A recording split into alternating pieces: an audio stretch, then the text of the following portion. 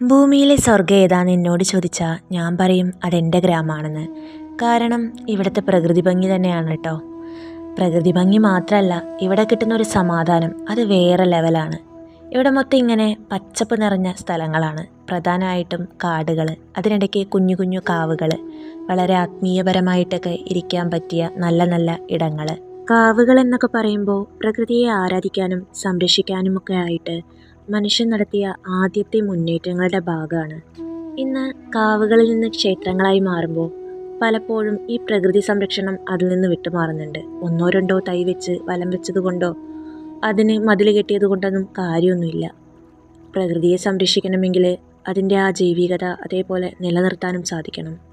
വളരെ തിരക്കിട്ട് പോകുന്ന വലിയ ക്ഷേത്രങ്ങളെക്കാൾ എനിക്കിഷ്ടം കുഞ്ഞു കുഞ്ഞു കാവുകളാണ്. അവിടെ പ്രാർത്ഥിക്കുമ്പോൾ നമുക്ക് കിട്ടുന്ന സമാധാനവും നമുക്ക് കിട്ടുന്ന സന്തോഷവും ഒന്ന് വേറെ തന്നെയാണ്. അങ്ങനെ ഒരു കാവിലേക്ക് പോകുന്ന വഴിയാണ് ഞാനിത് ചിത്രീകരിച്ചത്. ഇന്നാട്ടിലെ പല കാവുകളും ഇന്ന് ക്ഷേത്രങ്ങളാണ്.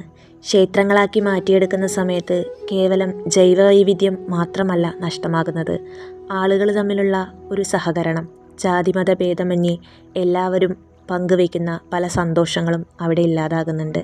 ഞങ്ങളുടെ നാട്ടിൽ തന്നെ ചില കാവുകൾ ഇന്ന് ക്ഷേത്രങ്ങളാണ്. അങ്ങനെ ആക്കിയെടുക്കുന്ന സമയത്ത് എല്ലാ മതസ്ഥരും തമ്മിലുള്ള ഒരു ഐക്യം കൂടി കുറഞ്ഞിട്ടുണ്ട്. അതായത് പണ്ട് കാവുകളാവുന്ന സമയത്ത് അവിടെ പായസമൊക്കെ വെക്കുമായിരുന്നു.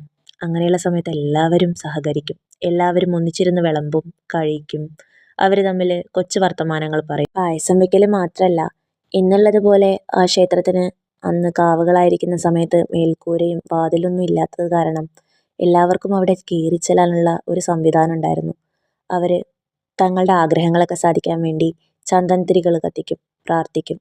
എല്ലാവരുടെയും ദൈവമായിരുന്നു. എല്ലാവരുടെയും ദൈവമായിരിക്കുന്ന സമയത്ത് ആ ദൈവത്തിന് കുറച്ചുകൂടി ചൈതന്യമുണ്ടെന്ന് എനിക്ക് തോന്നിയിട്ടുണ്ട്. നിങ്ങളുടെ നാട്ടിലും കാവുകളുണ്ടോ? കമൻറ്റ് ബോക്സിൽ രേഖപ്പെടുത്തൂ. മറ്റൊരു വിഷയവുമായി നമുക്ക് അടുത്ത വീഡിയോയിൽ കാണാം. Bye bye.